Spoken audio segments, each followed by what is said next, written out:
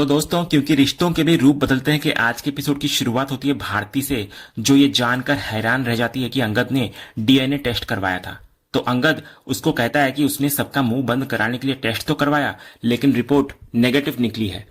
ये सुनकर भारती का विश्वास हिल जाता है, लेकिन वृंदा के प्रति वो कहती है कि ये रिपोर्ट गलत है, वो इसे नहीं मान सकती। वो अंगद से पूछती है कि वो वृंदा मैडम के बारे में ऐसा सोच भी कैसे सकता है।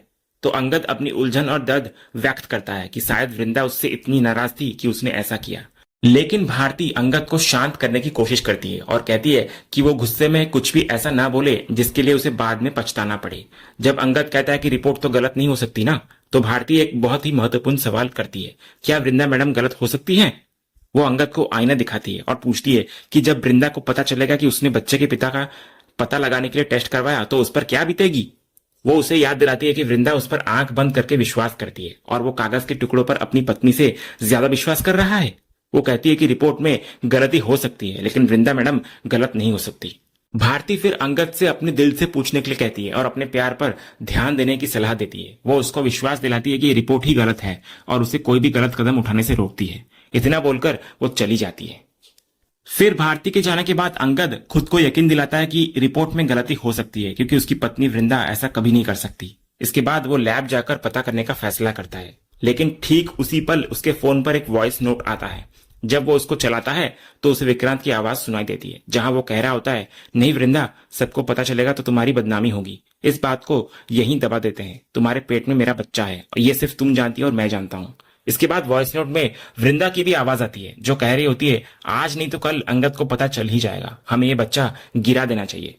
ये सुनकर अंगद पूरी तरह से टूट जाता है, उसके पैरों तले जमीन खिसक जाती है। उसे यकीन नहीं होता कि उसकी वृंदा ऐसा कह सकती है या कर सकती है।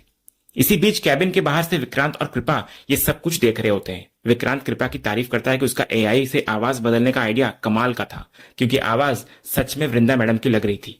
वो उसे इनाम के तौर पर कुछ पैसे देता है और मन ही मन कहता है, रिपोर्ट की बात मानो या ना मानो, पर बीवी की बात तो मानोगे ना मिस्टर अंगद विरानी।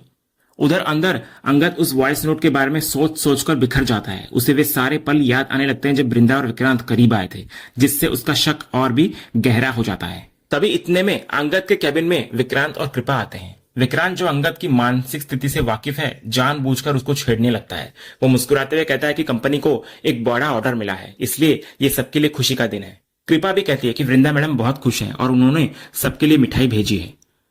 विक्रांत फिर वृंदा की तारीफों के पुल बांधने लगता है। वो कहता है कि वो एक बेहतरीन बॉस है, जो सबका ख्याल रखती है और सबको प्यार करती है, इसलिए हर कोई उनके लिए कुछ भी करना चाहेगा। ये कहकर वो अंगद को मिठाई ऑफर करता है, लेकिन अंगद मना कर देता है। विक्रांत जब बार बार जोर देता है तो गुस्से में अंगद मिठाई का डिब्बा फेंक देता है और चिल्लाकर कहता है, समझ में नहीं आ रहा है क्या? बोला ना एक बार कि नहीं चाहिए। ये देखकर कृपा और विक्रांत वहां से चले जाते हैं। फिर उनके जाते ही अंगद रिपोर्ट को दोबारा देखता है और उसको जल्दी से कैबिनेट में छिपा देता है। उधर बाहर आते ही विक्रांत और कृपा एक दूसरे को देखकर मुस्कुराते हैं। इधर विक्रांत संतुष्ट दिखाई देता है, क्योंकि उसका प्लान धीरे धीरे काम कर रहा होता है। कृपा पूछती है कि इधर तो आग लग गई, लेकिन दूसरी तरफ क्या होगा? तो विक्रांत कॉन्फिडेंस के साथ कहता है कि उसका इंतजाम भी हो चुका है। दूसरी तरफ फैक्ट्री फ्लोर पर वृंदा बेहद खुश नजर आती है। वो सभी वर्कर्स को बधाई देती है और कहती है कि यह सफलता उनकी मेहनत का नतीजा है। वो सभी को आगे भी इसी तरह एकजुट होकर काम करने के लिए प्रेरित करती है। तभी नंदू भरोसा दिलाता है कि पूरा स्टाफ मिलकर ऑर्डर समय पर पूरा करेगा। इसके बाद वृंदा खुद सबको मिठाई बांटने लगती है। इसी दौरान अंगद वहां पहुंचता है। वर्कर्स उसको घेर लेते हैं और बधाइयां देने लगते हैं। भारती भी उसको शुभकामनाएं देती है। जब लोग उसे मिठाई खिलाने की कोशिश करते हैं तो वो पेट खराब होने का बहाना बनाकर मना कर देता है, लेकिन इस पूरे समय उसकी नजर बार बार वृंदा पर ही बनी रहती है। इसी बीच वृंदा के पास ऋतिक का फोन आता है। वो थोड़ी दूर जाकर बात करती है। दोनों के बीच हल्की फुल्की और प्यार भरी बातचीत होती है। ऋतिक उधर से कहता है कि वो और परिवार जल्द ही वहां आने वाले हैं, यानी कि वो और मुन्नी पहले हरिद्वार जाएंगे और फिर उनसे मिलने पहुंचेंगे। ये सुनकर वृंदा बेहद खुश नजर आती है। बात खत्म होने पर कृपा वृंदा के पास आती है और उससे पर्ल फैब्रिक की एक फाइल के बारे में पूछती है, जिस पर वृंदा के साइन चाहिए। वो कहती है कि फाइल अंगद सर के पास है और उसे आज ही भेजना है, क्योंकि बारिश का भी अनुमान है। तो वृंदा देखती है कि अंगद वर्कर्स से बात करने में बिजी है, इसलिए वो खुद उसके कैबिन में जाकर फाइल ढूंढने का फैसला करती है। इसी बीच अंगद वृंदा को ढूंढते हुए कृपा के पास आता है, तो कृपा झूठ बोल देती है कि उसने वृंदा को गार्डन की तरफ जाते हुए देखा है। तो अंगद भी उसको ढूंढने के लिए गार्डन की तरफ निकल जाता है। इसके बाद विक्रांत और कृपा एक दूसरे को देखकर मुस्कुराते हैं, ये पुष्टि करते हुए कि ये सब उनकी योजना का हिस्सा था। उधर अगले सीन में वृंदा अंगद के कैबिन में फाइल ढूंढ रही होती है। वो उस कैबिनेट के पास जाती है जहां अंगद ने डीएनए रिपोर्ट रखी थी। फाइल ढूंढते समय वो रिपोर्ट अचानक से नीचे गिर जाती है। तो रिपोर्ट को उठाकर वृंदा ऊपर जमशेदपुर पॉलीक्लिनिक का नाम देखती है और सोचती है कि ये उसकी रिपोर्ट है जो आ गई है, और अंगद ने उसे बताया भी नहीं। लेकिन जब वो रिपोर्ट को खोलती है तो उसके होश उड़ जाते हैं। वो देखती है कि ये एक पैटर्निटी टेस्ट की रिपोर्ट है और परिणाम नेगेटिव है। उसे यकीन नहीं होता और वो अपने मोबाइल पर NIPT पैटर्निटी टेस्ट के बारे में सर्च करती है, जिससे उसे पता चल जाता है कि ये एक DNA टेस्ट है। ये जानकर वृंदा के पैरों तले जमीन खिसक जाती है। वो गुस्से और अविश्वास से कहती है, ये टेस्ट करवाया है अंगद ने, वो भी मुझे बिना बताए। तो गुस्से में वो अंगद से इस बारे में पूछने के लिए निकलती है। रास्ते में उसे विक्रांत मिलता है जो उसको कहता है कि अंगद गार्डन में है। तो वृंदा तुरंत गार्डन की तरफ भागती है। दूसरी तरफ अंगद गार्डन में पहुंचता है, लेकिन वहां वृंदा नहीं होती। वो उसको ढूंढता है लेकिन कहीं नजर नहीं आती। इसके बाद जब वो वापस जाने के लिए मुड़ता है तभी सामने से वृंदा आती हुई दिखाई देती है। उसके हाथ में वही रिपोर्ट होती है जो उसको कैबिन में मिली थी। उसी समय मौसम भी अचानक बदल जाता है और तेज बारिश शुरू हो जाती है। बारिश के बीच दोनों आमने सामने खड़े होते हैं। दोनों के चेहरे पर गुस्सा साफ दिखाई दे रहा होता है। कुछ पल तक दोनों सिर्फ एक दूसरे को देखते रहते हैं। फिर अंगद बात शुरू करता है और कहता है कि उसे कुछ जरूरी बात करनी है, लेकिन उसी समय वृंदा भी कहती है कि उसे भी बात करनी है। तो अंगद कहता है कि पहले वही बोल ले, क्योंकि अगर उसने बोलना शुरू किया तो शायद बाद में उसे कुछ कहने का मौका ही ना मिले। तो वृंदा उसकी बात मान लेती है, लेकिन साफ कहती है कि उसके सवाल का जवाब उसे देना ही पड़ेगा। इतना बोलकर वो रिपोर्ट सामने कर देती है। दूसरी तरफ दूर खड़े विक्रांत और कृपा छिपकर ये सब देख रहे होते हैं। उन्हें पता होता है कि अब वही होने वाला है जिसका इंतजार था। इधर वृंदा सीधे अंगद से पूछती है कि क्या उसने पैटर्निटी टेस्ट करवाया था। ये सवाल सुनकर कुछ पल के लिए अंगद बिल्कुल चुप हो जाता है। तो वृंदा उसकी खामोशी देखकर और भड़क जाती है। वो कहती है कि अभी कुछ देर पहले तो वो इतने भरोसे से बात कर रहा था, लेकिन अब जवाब क्यों नहीं दे रहा। आखिरकार अंगद सच स्वीकार करता हुआ नजर आता है। वो मान लेता है कि टेस्ट उसी ने करवाया था। ये सुनते ही वृंदा टूट जाती है। वो पूछती है आखिर ऐसा क्यों किया, उसे क्या जानना था। क्या वो ये साबित करना चाहता था कि उसके पेट में पल रहा बच्चा किसका है।